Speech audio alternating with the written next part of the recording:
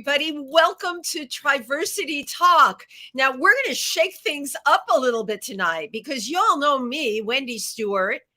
But tonight we have our special guest host that you probably recognize as the Vice President of TriVersity. Tonight we have the one and only Simone Krause. Welcome as guest host. Thank you very much, Wendy. It's a pleasure to be here. Big shoes to fill. Actually, I'm on your side of the screen, so. I know, Simone, I'm feeling like so discombobulated because I'm usually to the right and Steven's usually to the left, but there you go. You know, we're good. We'll work it all out. It's really a pleasure to have you here. Yeah, how is everything going with you, Simone? I know we just had the Transgender Day of Remembrance. It went very well. We had a lot of people supporting it. We put the link up on our YouTube and our webpage. We had about 30 people show up. Now you did this you did it at the Methodist Church. Yes, we did. In Milford, and you had Rabbi, of course, Frank there. And Rabbi Frank, he did one passage about the Twilight people that literally blew me away and made me start viewing basically religious passages differently. Wow, that to be affected to that degree. And I have to say, as somebody that I didn't get to go, but I got to view it online thanks to the amazing Mary Weber Krause who videotaped it.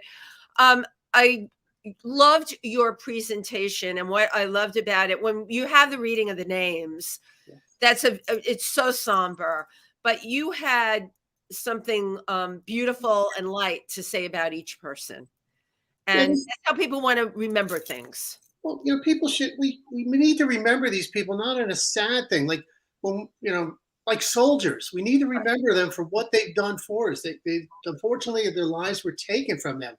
But you have to remember their good parts, that light that they brought into this world. And I asked everyone there that night to just remember one name and hold that close to your heart for a while. And, and then they truly live and they're immortal then. Right. Thank you. Right. And that really is what it's about. I always say it's not numbers. It's not, what is it? Something like 63 transgender people were murdered this year. It was 54, and they just reported one that was in May. So it was 55 from last November 20th to this November 20th. Right. But, that's a number, and we have to get out of these numbers and put faces and personalities on things. So I'm very excited. I want to tell our audiences watching, we are having our TriVersity holiday party at Upfront Exhibition Space in Port Jervis, New York. So if you happen to be watching tonight, please make sure you come. You have to RSVP because of COVID, and we like to know who's coming, and you need proof of vaccine. And we start at 7:00 at night. Be there or be square. We're all looking forward to it. It's that time of year. Ho, ho, ho. Ho, ho, ho. So speaking of being excited, tonight's guest, okay, the cat's out of the bag, personal friend of mine. But even beyond that, this person, I don't know how there's enough hours in the day because everything he touches, he makes happen. All right. He is a DJ, a producer, a performer, a poet, and a major activist, both here in the United States and abroad. So you know what? I can't say enough great things about this guy, but he's going to tell you all about himself tonight. Give a big round of applause to Chauncey Dandridge.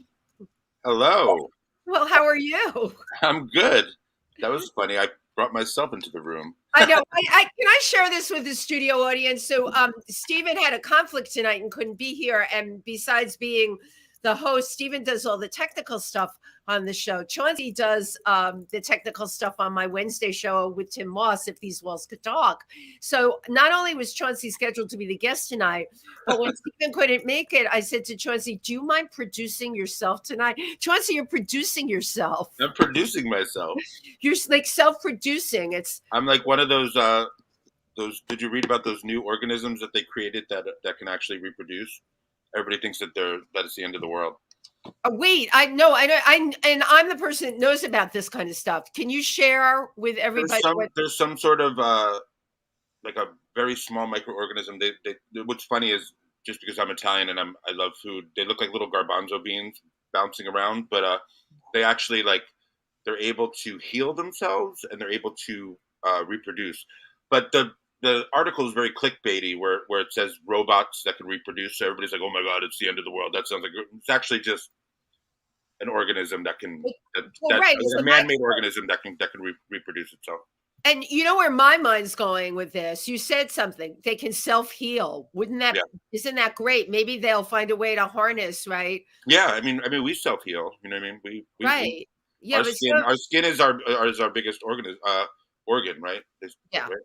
I was thinking of mentally self-healing though. When people say I'm taking care of, right? I'm taking care of myself. I'm self-healing. Self-help Maybe book. all you'll have to do is like inject one of these little microorganisms into yourself and voila, you will self-heal. That's Okay, very 90s you know what? of you. That's very Yeah, 90s. I know. I'm down that retro of you. whole science fiction route, which okay, let me get out of that. So You're going to end up proving Darwin was right. oh, yeah, right. Right. We're going to end up proving that Darwin was right. That's scary, Simone. It really is. Chauncey, first of all, I want to share with everyone before I get into the things I admire most about you. You are a DJ, a producer, a visual creator, and an artist, a poet.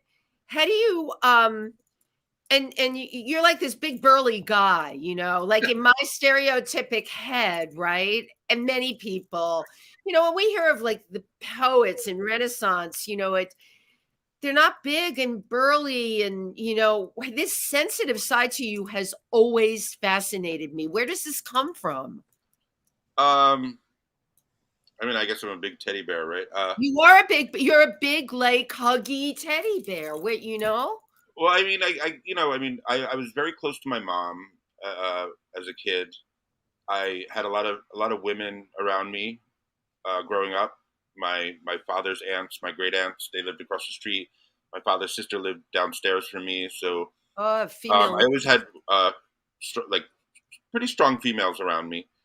So I guess that led to me being more in touch with my feminine side, and seeing the struggle that they go through, because we were middle to lower class, and everybody in my family like worked.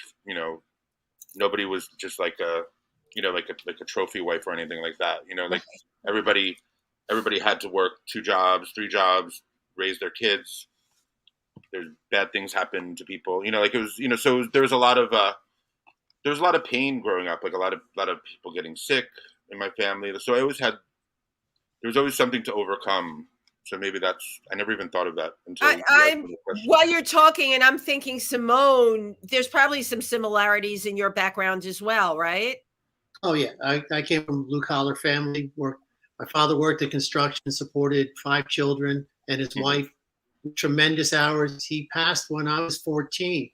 Oh, wow. So yeah, it's a struggle. But yeah, I was brought up. My mother raised me. I have 3 sisters. My mother was a strong woman. Her mother was very strong.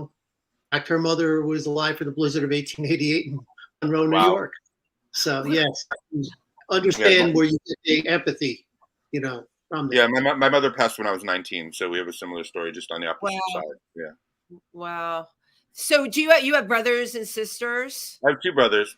One has kids, one doesn't. So yeah. Yeah. So that you're 3. Simone, how many were you? I was the middle one of 5.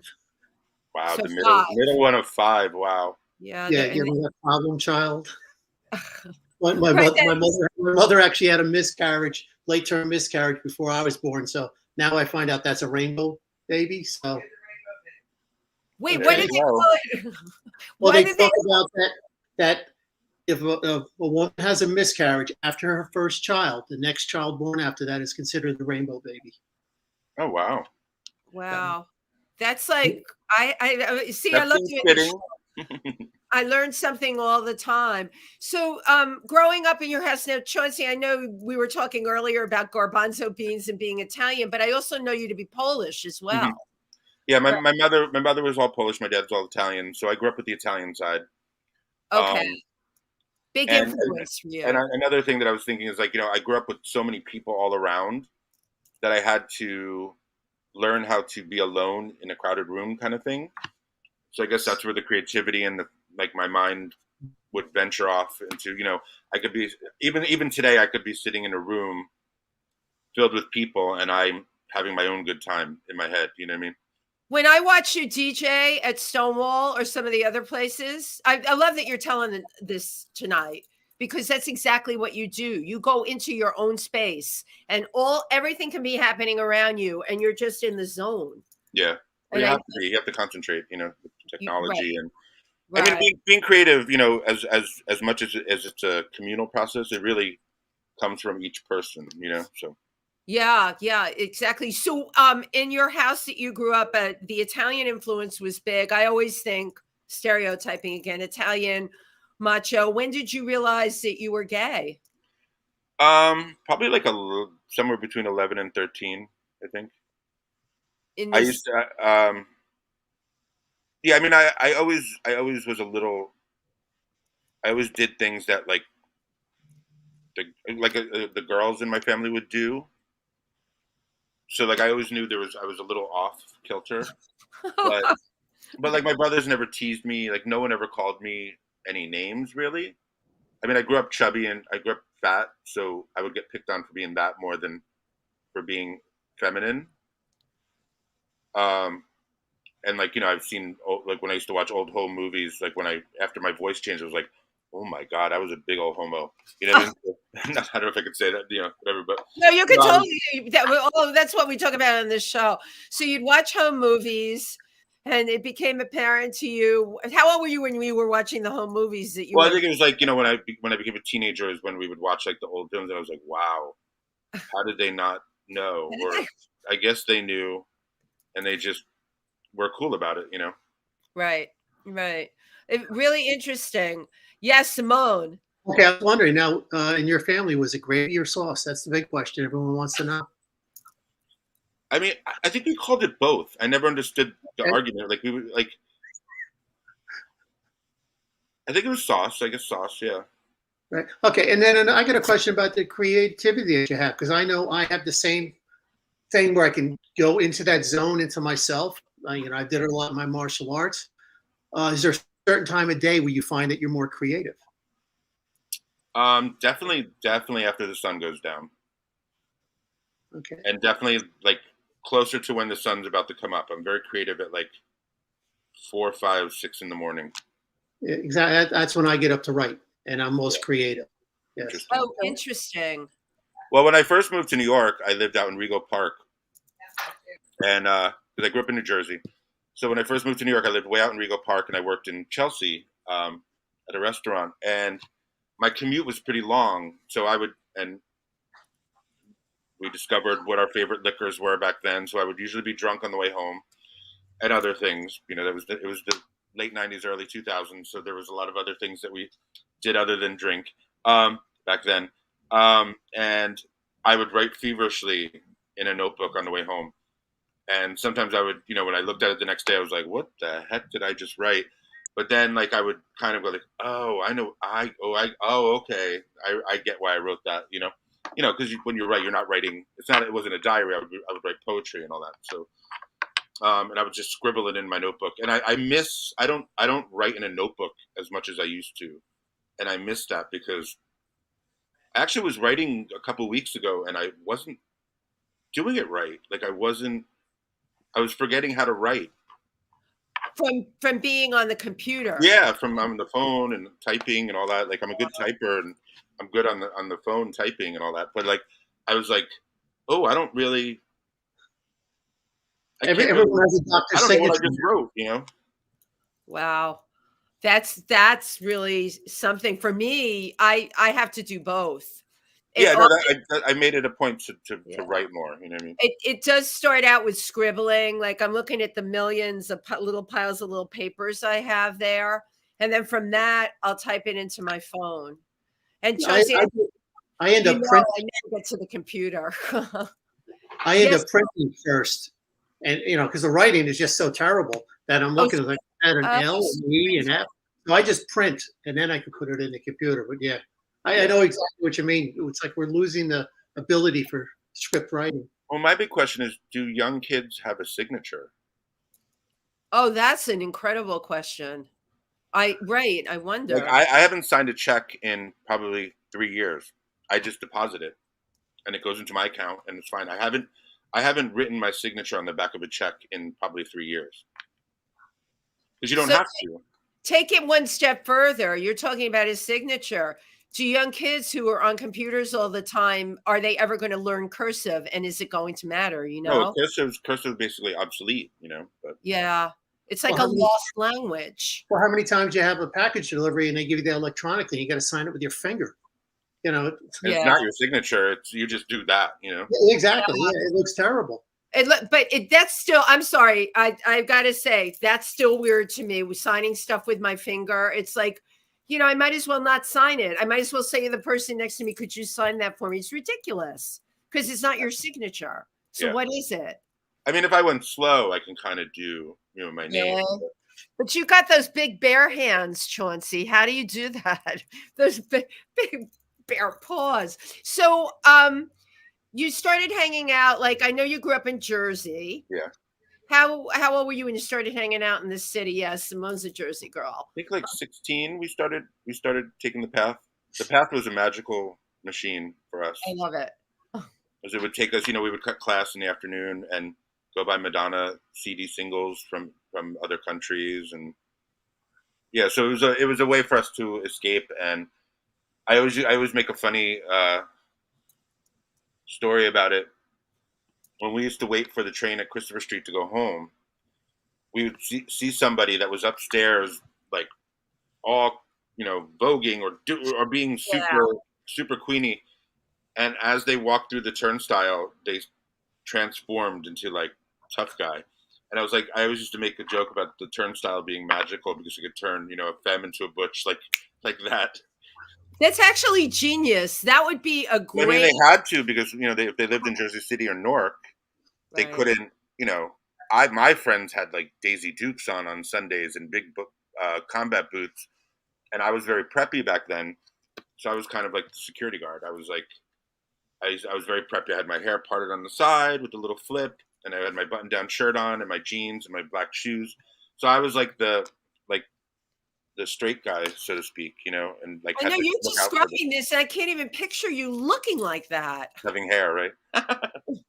Parted on the side with a button-down shirt. It's like you're describing somebody else. I love the idea, though, of the transformation going through the turnstile. Yeah, it was amazing because I would laugh because I would see it happen, and as they walked down the stairs, they were we used to call them banji boys. Banji boys, of course. Thing.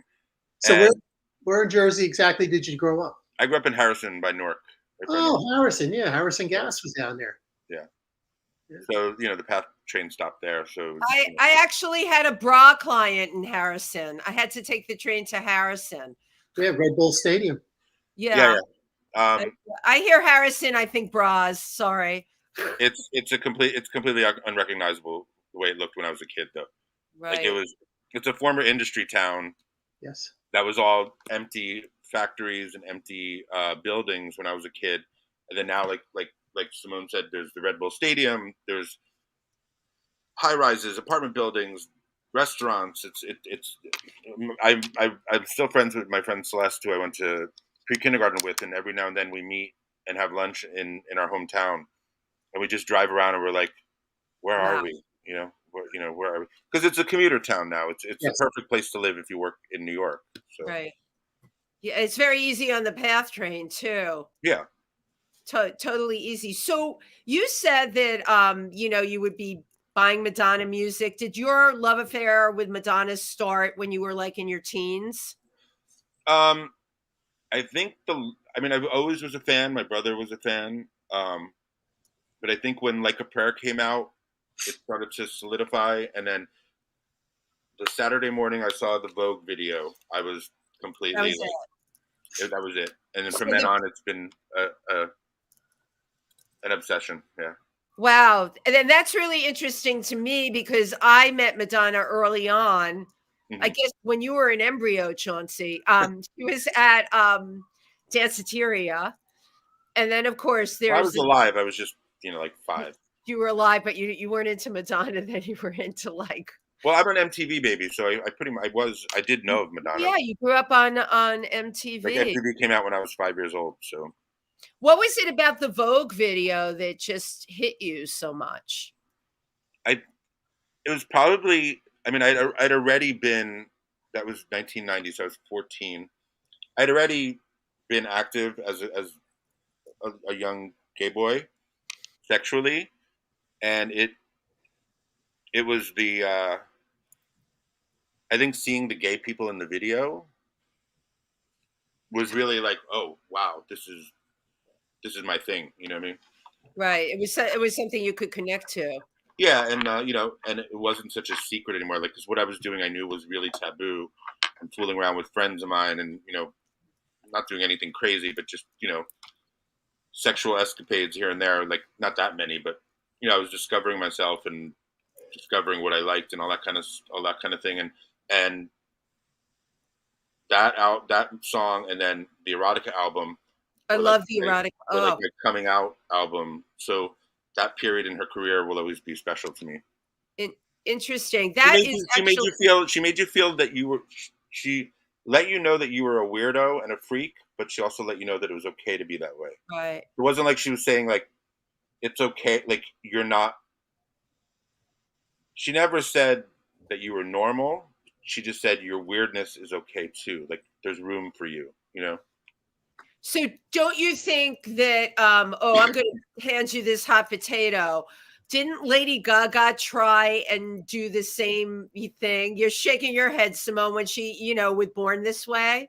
Wasn't that trying to do the same thing? Well, we'll just leave it as when someone writes an anthem for a marginalized group, it's not written for that reason. It's written from a place of honesty from the artist, and the marginalized group adopts it and takes it in.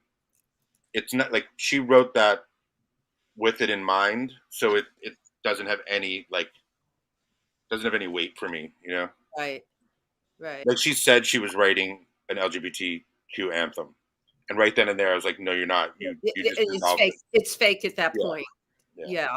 And it's basically no lie. It's express. You can sing "Express Yourself" over it, so it's kind of Right. And people have some, Ariana Grande did a mashup of the two songs, and they blend perfectly. Madonna did it on tour. It's fine. I mean, I'm as a huge Madonna fan and kind of like a upstanding member of the Madonna fan community. I'm not really allowed to like Lady Gaga in public. I don't hate everything she does. I actually like a lot of the things she does. I just wish she was a little more genuine. Like not Madonna-esque. Well, no, I mean she's very different from Madonna. I think so too. I mean, her talents are different and all that kind of stuff, but I think she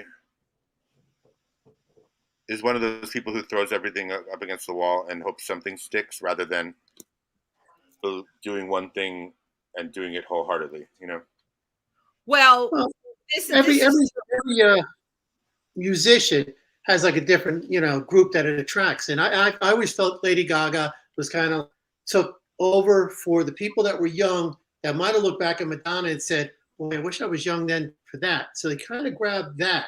Oh, and right. That group. What you're going through is when you connect. I mean, I connected with Springsteen. I love that, talking about the grit and the dirt in New Jersey. I connected with that. But I connected more with Lady Gaga because that's when I started to come out later in life than I did Madonna. So it's what's in your heart that you connect with. Yeah. But I think you both brought up a really good point. Validation, right? That these artists can give you validation as a person. No matter what you're feeling, they can make you feel okay. Whatever that normal is, which is not the standard normal. It's like your own brand of normal. So your love of Madonna, Chauncey, when did you start the Madonna parties? And I want you to talk about you did a big one in Portugal? Yeah. I started a party called Beetlejuice at Nowhere Bar in 2009, and it was all music from the late 80s, early 90s. That was my parameter of what I would play, because I love like New Jack Swing, um, like when Janet Jackson first came out, Madonna, Paula Abdul, Jody Watley, classic house music. You know, it wasn't You mix classic it all house up. when I was listening to it when it came out. It wasn't called classic yet, but you know, so I love that genre of music. So I would do. That was a party. It was once the first Sunday of every month at Nowhere Bar, and that it started in January or February of 2009. That August, I did just all Madonna the whole night. Wow. And I called it. I think I called it Madonna Worship as like a tongue in cheek. And the following year, I think the following year I had it at Nowhere Bar, and I think Kobe Cole performed for the first time. We had the Are first you performance. kidding? Oh my gosh. Kobe Cole, and then Bear Donna used to perform at my Madonna parties. You remember Verdana, Simone, right? Oh, Mary's yelling in the background. Yes, Verdana did, and I'm getting off track here, but the story's worth it. Verdana came to perform was it our Halloween party? My Madonna mug. Oh, I love the Madonna mug. Verdana performed at our Halloween party, and wasn't scheduled to perform, and came over to me. This was a couple of years ago. And you know how I am. A performer comes over to me and says, hey, I brought I have my music with me. Do you think I could perform? I'm like, oh yeah, sure. That would be really cool. Verdana was dressed as what? A mermaid that night? Simone, do you remember? Yes, she was a mermaid. Yep. A mermaid. So I'm like, oh, how cool. A bear that's a mermaid. I liked it. It was just enough out there for me. It was feminine. It was bearish. It was all good till Verdana got up there and started singing the words to the song. Oh, yeah. It was like an R-rated, and we were looking for a heavy PG at the best, and the R-rated. And yeah, it went so R that there were some people that had brought like younger like teens and stuff there and everything. Yeah, it wasn't good. Yeah. The lesson I learned is something you probably know. You always preview what the talent hands you to play. You know that. And well, for you it doesn't matter because you'll play all this stuff, right? But like for the audience that night, that wasn't a smart thing to do. Oh well. Yeah, no, I mean Bear is amazing, but he's not for everyone. So Verdana performed at one of your first things, and Kobe Cole, who's amazing, whose show I was in the other night.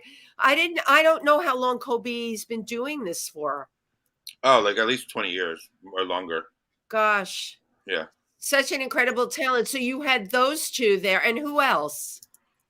They used to just be my that was when it was at Nowhere Bar. I would just have like one like surprise performance, one special performance, and then when I started working at Stonewall, we did it there, and I decided to do. I didn't do it this past year because of COVID. It was just kind of winding down, but I was doing a 2-hour fundraiser concert before the actual party, and we would donate to different charities every year. Like one year we did Anti-Violence Project. One year we did Gays Against Guns. So everybody would reinvent Madonna songs.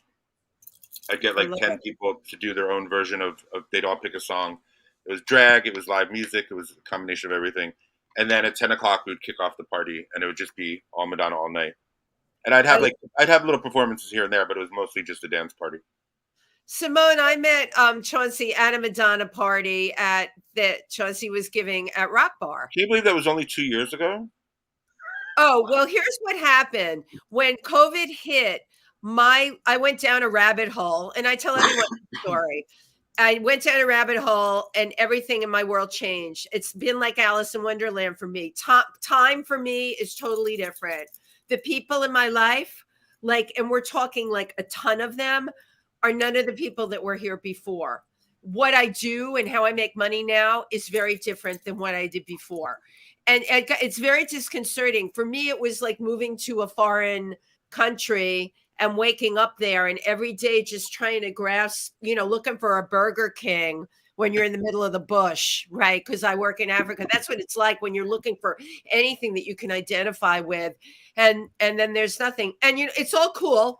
It's all good. But yeah, when you say to me, do you believe that was only 2 years ago? Yeah, I do.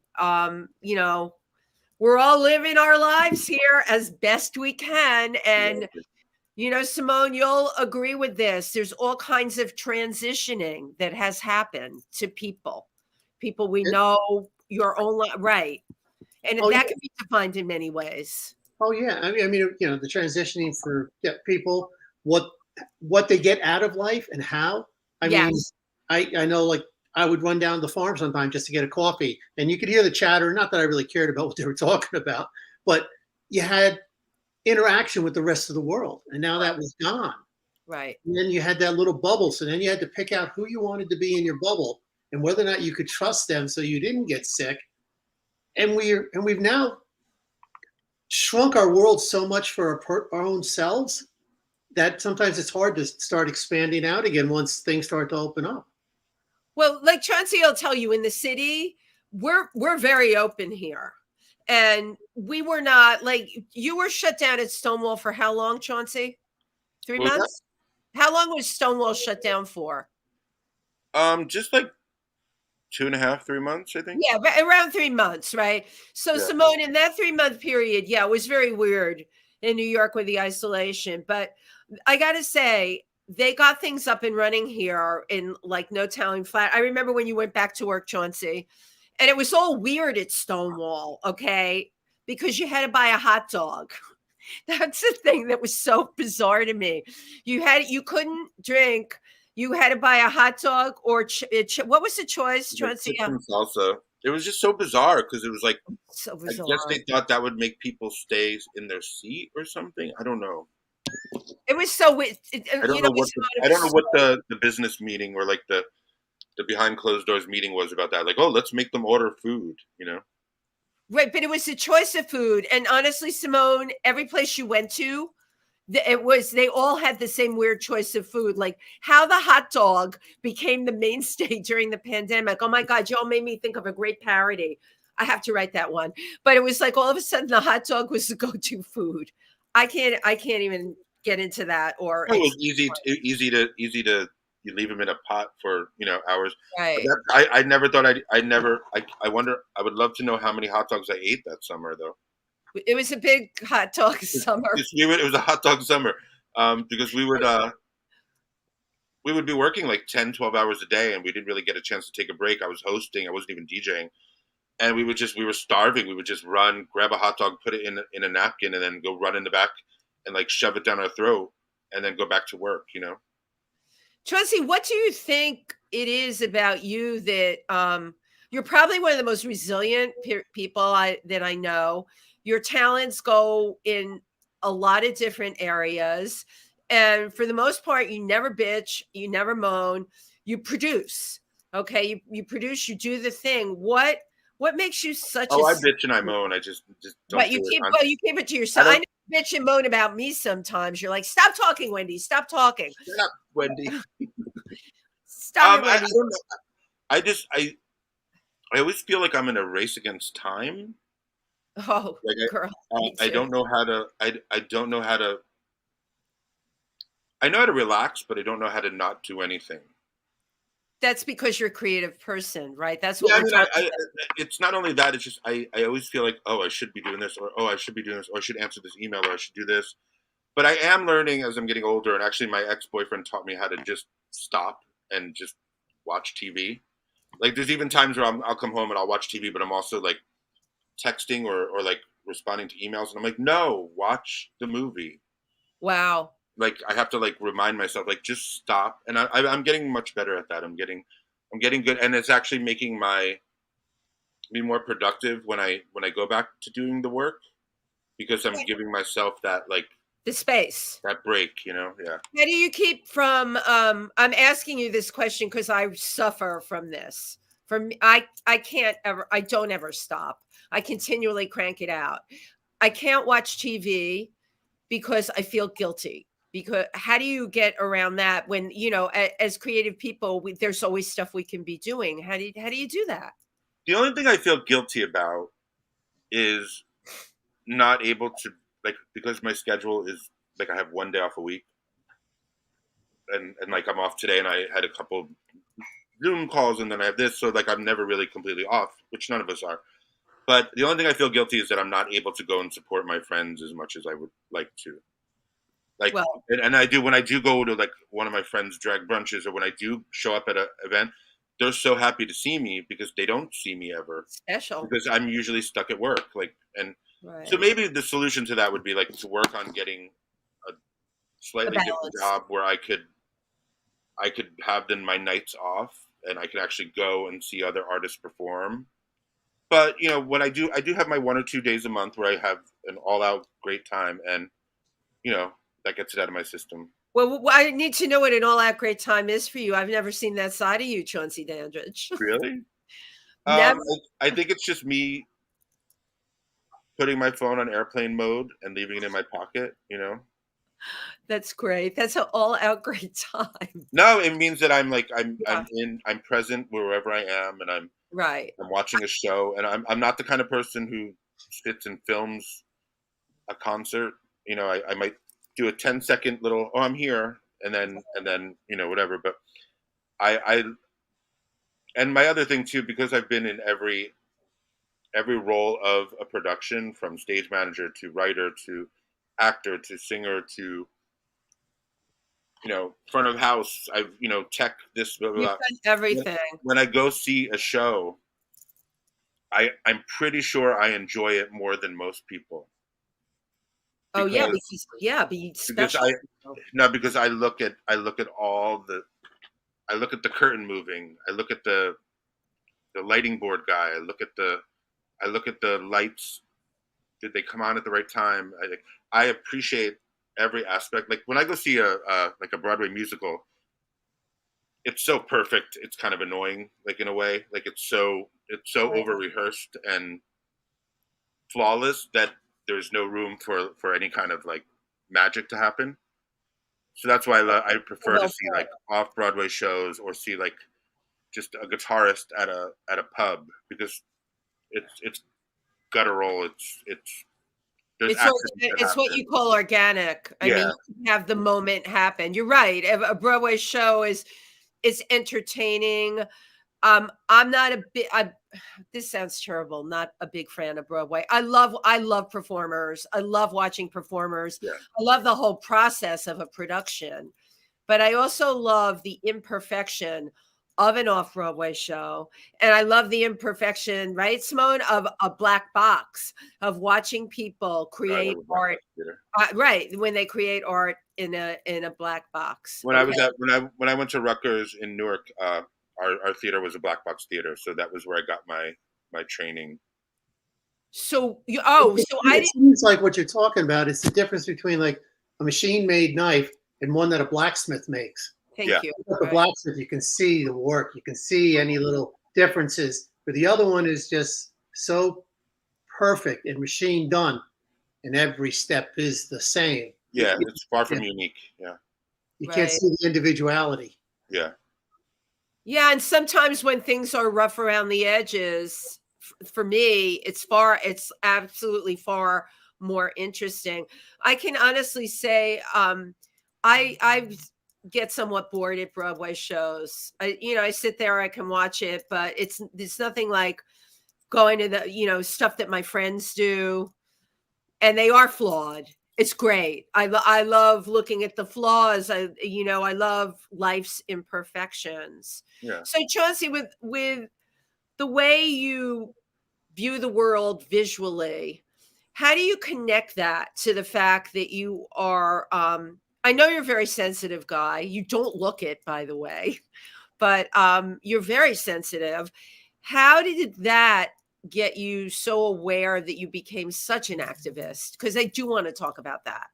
I think, nobody has the perfect life growing up, and everyone has, I always had food. I always had, I started working early. Like all that, like, typical middle to lower class, I guess, growing up, whatever. But I never really had to struggle. I never got disowned by my family. I never got,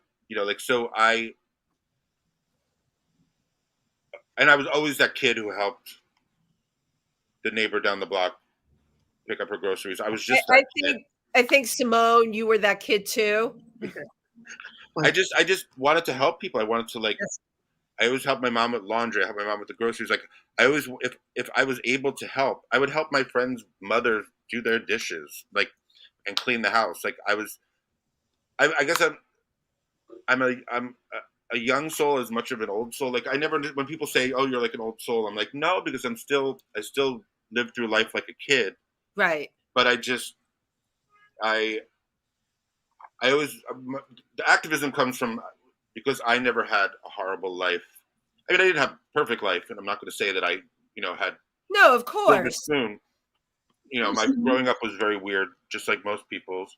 But I always want to, if I can make someone else's time less painful, why not do it? Wow. That I wish I could write that down. That's really well put. You have a great level of empathy. Yes. So you can put yourself in their shoes. Yeah. And you can just help them make their day a little bit easier, a stranger or whatnot. I mean, I read a book called The Way of the Peaceful Warrior, and being in service to others literally changed my mind, that thinking. And that is the same type of thing that you're doing. Yeah. And also, the weird thing is, I don't know if when you're a kid and I'm like the baby of 3. And I was 6 years younger than my next brother. So I was definitely another generation. I was the youngest in my family for a good amount of time. And so I was always kind of the protected one, or but I was always, I always wanted to be alone. I always just to make excuses why I didn't go hang out with my friends. I was I just want to be home. And I would either write or read or do other things. But, stuff. Where was I going with that? There's a good point. I was well, how Simone had brought up about becoming empathetic. Oh, yeah. So I used to, obviously create a lot of fantasies in my head and create a lot, you daydream and this and that. When I'm out in public and I'm on the train, I will feel something, an unsettling feeling. And then I'll look to the other end of the train and I see that someone's sad or mad or upset. I can feel those spikes of energy from people. Right. I know when someone's upset. I know I said, what's wrong? I've asked people, what's wrong? I know something's wrong. And they're like, how did you know that? I'm like, I have a weird sixth sense about that, So you obviously believe in that, right? That's I mean, I don't think, we're not just our bodies, I mean, we're our physical body ends here, but if you're jubilant about something, it's infectious. The reason why people say that is because you're shooting all this joyous energy out of you. Yeah. And the person sitting next to you can't help but feel it. Because we're not just, we have stuff shooting off of us at all times. Right. We're all energy, and we have energy coming out of all of us. Were you aware of this ability when you were a child to empathize in a way that other people couldn't? I was always the person people came to. I should have been a psychiatrist or a psychologist, because I was always the person people came to for advice or to told the secrets to. Same. Or confided in. And I always even today, I'm a little more of the tough love type now, because I feel as you get older, you can't really sugarcoat things as much, especially in this day and age of everyone whining on social media and looking for attention. You have to just get right to the point and say, but as Chauncey is do this, do you feel that you have to have armor? You can't let that in. You reach a certain age where it's too much of that stuff is not good for you. There are times where, especially because I work in the public with in nightclubs and stuff, there are times where I leave work and I'm just drained. Not because I'm physically tired, but just all the energy from coworkers and all the energy from people on the train and people asking for money and people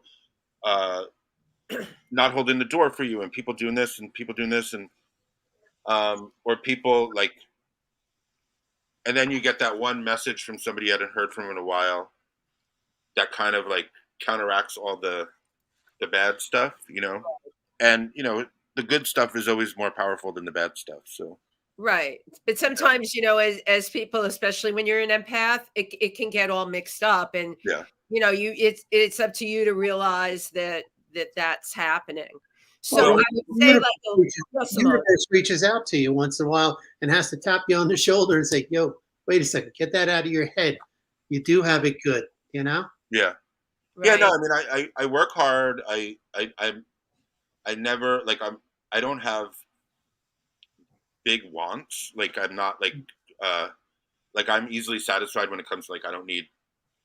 I love traveling now. I just started traveling. Obviously, I haven't been able to do that as much, but the things I like are not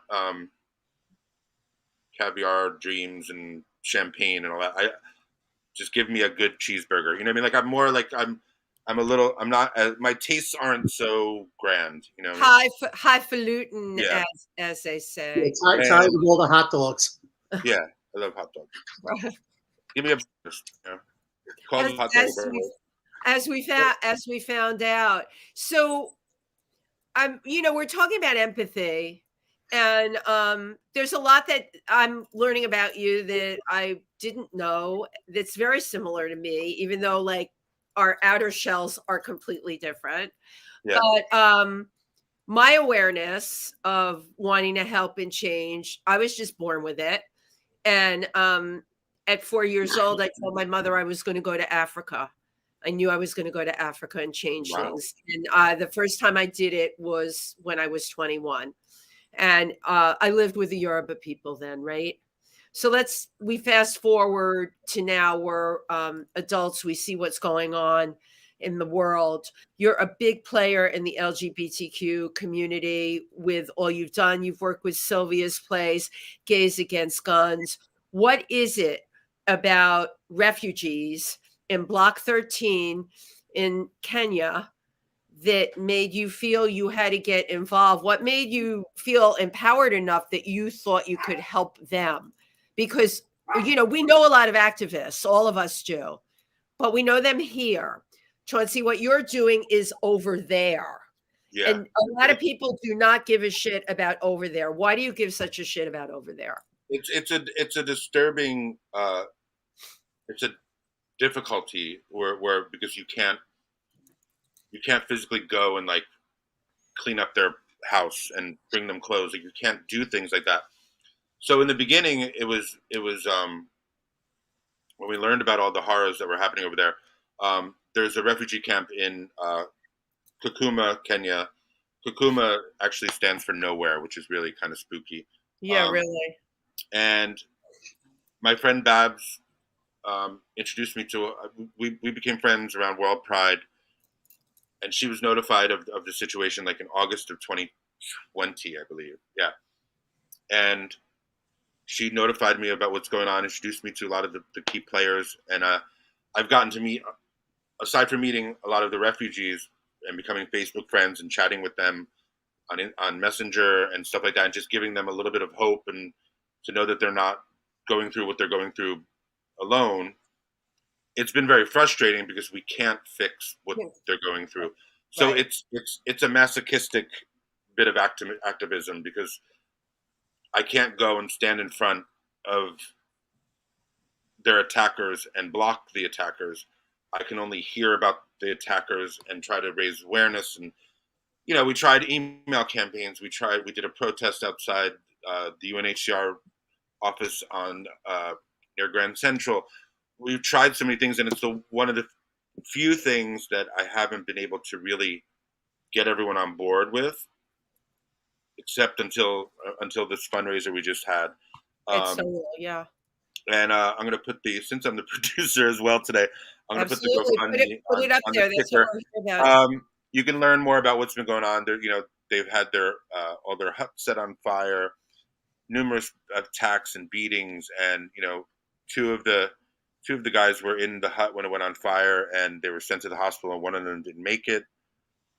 Trinidad, he passed away.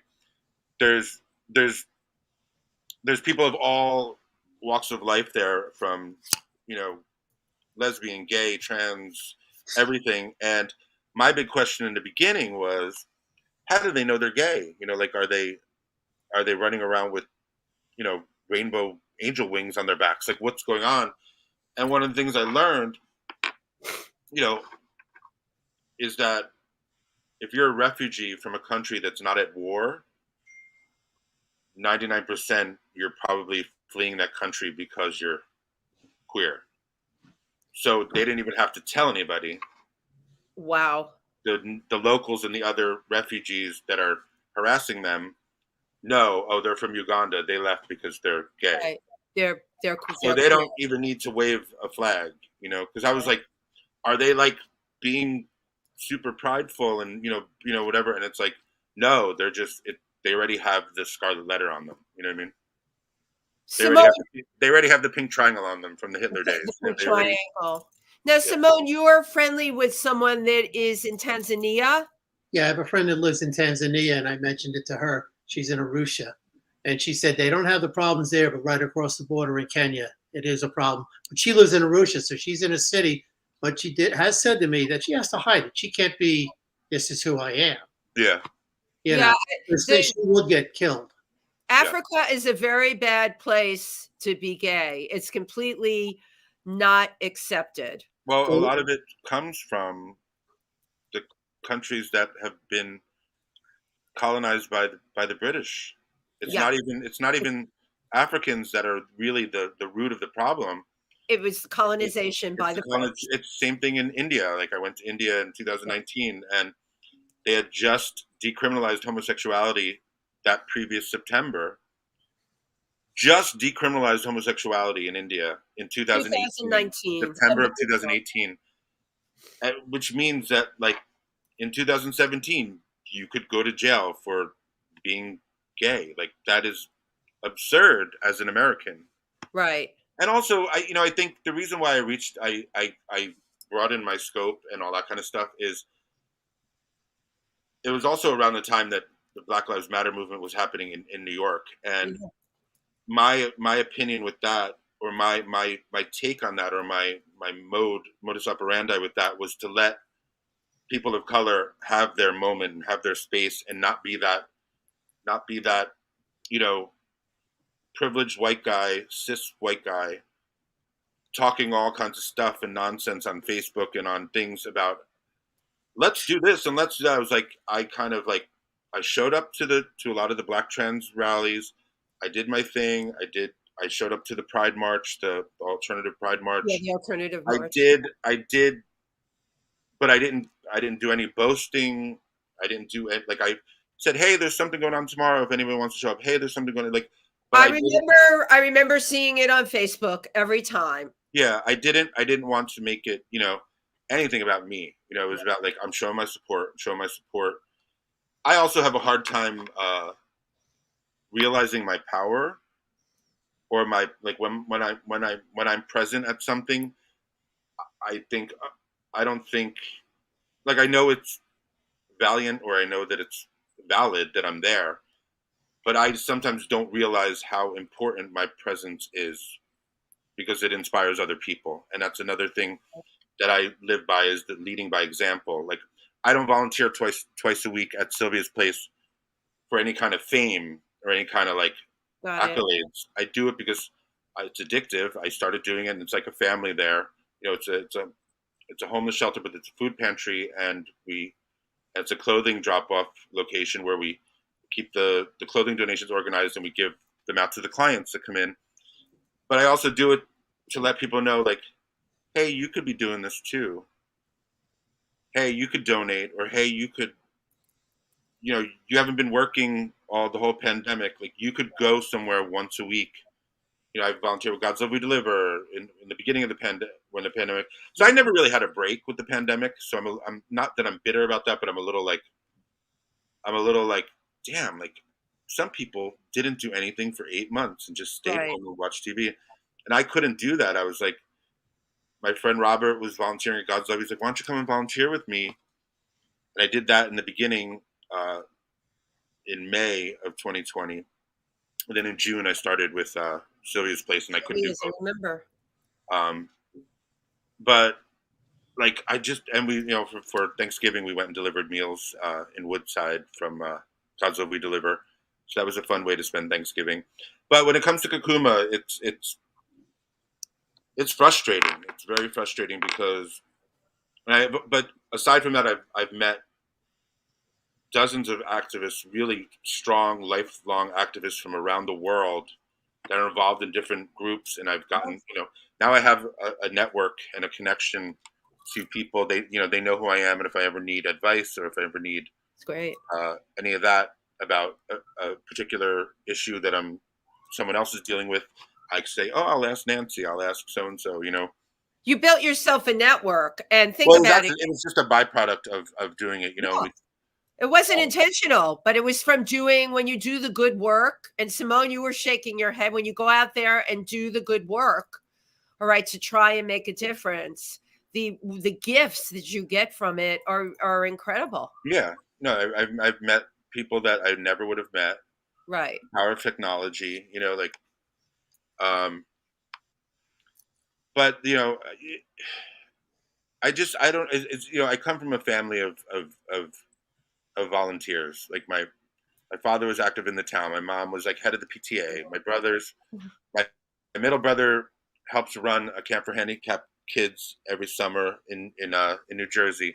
My oldest brother's a principal, and he is on the community board in his town. So that's just our thing. Like it's just in our blood.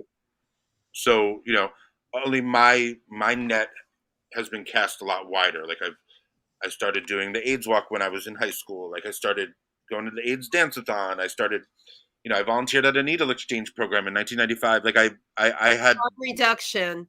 Yeah, my activism was like a little edgier and a little more like, it's not like I was picking flowers for like the school dance. I was like getting dirty. I mean, I was out and at protests. I was like my less safe things. Well, Simone, I can honestly say this. The same for you. Everything that you've done for the trans community, even during this pandemic, school board meetings and everything else. I've always, and I'm a big person with statistics. I like to throw that against the wall, so then people's eyes kind of open up, especially with the trans stuff. 41% attempted suicide rate. But with Sylvia's house, when you were talking about that, I mean, 40% of homeless youth, in this country are LGBTQ. 40%, and only 7%, and there are only 7% of all the youth in the country. So it's quite a disparity. When people don't hear that second part, they don't realize how enormous it is when you say. Yeah, and like when I watched the first episode of Pose, when he got thrown out of the house, I mean, 25% of LGBTQ youth are thrown out of their house when they come out when they're young. That's mind-boggling. 1 out of 4 young people who comes out are thrown out. But what I find really odd is your son comes home and stole something from like a neighbor, or comes home with a gun, and you don't throw him out then. Yes. But you'll throw out your kid because they're just a little different. Like I don't know many gay youth or LGBT youth that are like committing crimes at 11 years old. Like they're not violent. They're scared, and they're trying to figure out who they are. You're trying to find out where they fit. Yeah, as a parent, you should be more protective of that. Not the runt of the litter. I don't want to say that, but like you should be more protective of the one that's a little different, uncomfortable, and like, oh, geez, I better like give my gay son a little more attention to make sure that he knows that he's still loved, or I better let my little boy who has been wearing girls' clothes, his sister's clothes a little more often, I better check in with him because he might want to become a girl. I mean, like, instead of saying, ugh, get out. Like, as a parent, I can't imagine that being a solution or a proper, like, it's like saying, like, you know, you brought your groceries home, and one of the I don't know, just throwing out something because it's not familiar or it's not to your liking, like that. Well, but Chauncey, it's because it's the whole thing of fitting or not fitting and what society expects of you. Yeah. I mean, now more than ever, and certainly TriVersity, we know so many same-sex parents, Yeah. you know, or we have everything with TriVersity, and I have to say, within my world, all kinds of things. So there's no more of having to like fit into those little boxes. But you know what? You could go right to our school, our high school in Milford, Pennsylvania, and Simone will back me up on this. And it's really unbelievable. You have accepting parents, but you also have the other kind that it is unfathomable to them that their child is like, what I hate using the word a little different, but their child is not, you know, on the football team or any of those check boxes that those kinds of parents need to have. Yeah. I do believe it is happening a lot less. You know, we have progressed, but let's go back to the Equality Act. If that doesn't happen, I really can see this is going to be like a domino effect. And all the progress that we made may go out the window. Well, what I don't understand about all these politicians that are so against all these things, do you not know anybody? Like, doesn't everybody know? Doesn't everybody have an LGBT member in their family? Like, by now, like, don't you know one that lives down the block? Like, and have it, like, I could see the fear of the unknown. I could see, right. You know, back in the day, it was an all white town, and an African American family moved in, and you're told that they're monsters, and you're going to be scared of them, and you do horrible things to them, and you know, there's movies, there's whatever. I'm not justifying that at all, but I'm saying nowadays, you know, neighborhoods are a lot more colorful when it comes to people of color, when it comes to nationalities, religions, all this kind of stuff. Also, you know, on television, you have, you know, queer people on television. Right. The visibility is there, and you live down the block. Somebody on your block has a kid who's gay. Like, it's not such a foreign thing anymore. So, like, it shouldn't be, but you just said the visibility is there. What if the visibility is there and you can't see? That's a hard one to wrap your head around. You cannot see. That is because very of your prejudice. Yes, Simone.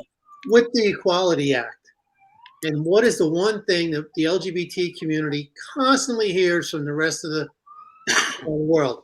You're shoving it down our throats. Well, here's an answer. Pass the Equality Act. We have the same rights in every state that you do. Exactly. And guess what?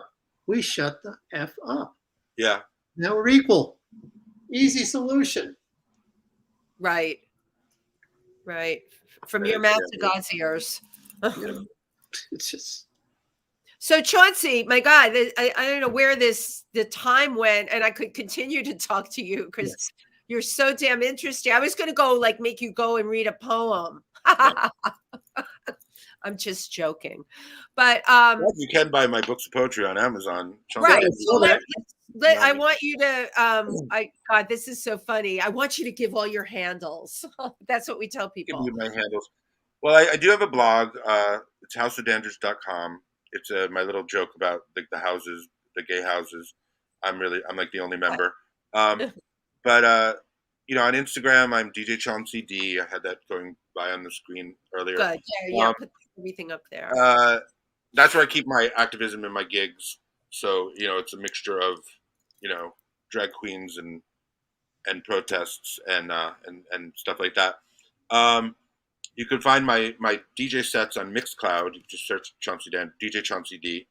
And if you type DJ Chauncey D in anything, you'll pretty much find me somewhere. But I had the if you want to join our group for Kakuma on Facebook, it's free block 13. Just type that in, you'll find us, and you'll see all the things that are going on there. You'll you'll probably be friended by a lot of the refugees there. Oh yes. Yeah, they'll send you friend requests because Lord knows I have a big group of African refugee friends that I didn't have a year and a half ago, which is wonderful. But anywhere you find me, but I'm at Stonewall regularly. That's my home base. Yep. When it comes to gigs and all that kind of stuff. And yeah, so and your new single, you're going to be. Oh yeah, I mean that's a whole nother side of me. My friend Van, my disco brother from Montreal, and I are in the process of releasing a duet EP, and we just released our third single called "Soldiers of Love" yesterday, actually, for World AIDS Day. It's a song about paying respect to those that came before us, and trying to lead by example, to fight for love, because the big line in the song is the only thing worth fighting for is love. We had a very big hit single that came out in March called "The Delight," and the coolest thing about these two songs is I wrote the lyrics after a Gays Against Guns demonstration on Fire Island in 2019, where I was one of the human beings. It's an artistic expression that they do where you're dressed all in white and you basically represent someone who's been murdered by gun violence. And after the Pulse shooting, they had one for each of the people, but this was just a collective. And I was so moved by the experience. You're not allowed to talk. You're not allowed to react to anyone saying anything to you. And we did a procession from the beach on the Pine side all the way to the Grove, and it was around 4th of July weekend, I think. So the beach was packed. So we made an impact. And afterward, I was so moved, and I was as I was walking, I was sweating and crying at the same time. Couldn't really tell the difference between what was sweat and what was tears. And after we had lunch and all that, and everybody's went their separate ways, I went and sat on the steps to the beach, and I wrote ferociously, like 5 to 10 poems, and 3 or 4 of those poems are becoming songs or have become songs. So I love that story. What great backstory. Incredible. Yeah, so if you go on Spotify and search Chauncey Dandridge, you can find our 3 singles. We have a song about Stonewall called 53 Christopher Street. We have a song about living your life to the fullest called The Delight. And then we have Soldiers of Love, which is a darker, Depeche Mode-ish. Someone compared us to Heaven 17 from the 80s. I love Heaven 17. Yeah, my friend Craig compared us to that. And we have a couple more songs coming out. One's about bullying and standing up for yourself. One's about the love of being a disco brother and having your brother's back on the dance floor and in life. And another one's about finding love in a one night stand type thing. So it's a very queer collection of music. It's a very gay man, the journey of a gay man. And it represents a lot of, how I felt as a teenager hanging out in the city. I love it. Chauncey, thank you. Great, thank you. Great night. Simone, thank you. Thank you for having me. Next time we'll let you talk more, Simone. No, that's fine. Thank you very much, Chauncey, for you're our guest, your activism to light to everybody. Thank you. And especially for Africa. Because once I heard about this, I read about it. It just ripped my heart out. Yeah, I know. Thank you. Simone, I'm going to add one more thing in, because Chauncey does not pat himself on the back. He gave the fundraiser at Stonewall. He had a whole bunch of us do performances. We had a show. Okay. And it not only did it raise awareness, it raised some money, but he also live streamed it into a refugee camp. And I never heard of anybody doing that. And I'm pretty out there. Okay. Right. Where, Chauncey, where that really, really made a difference, you let each and every person there. Now they were with us. Okay. Yeah. We might have been in New York and they might have been there.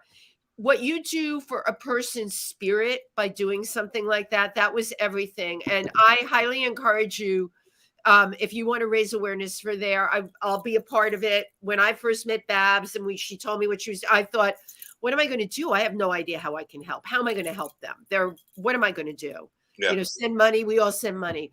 But the fact that you took the performance community and you made this whole thing where we were all aware of what was going there, and then they knew about us. It's brilliant, and you're going to let me know when the next one is. Yeah, I will.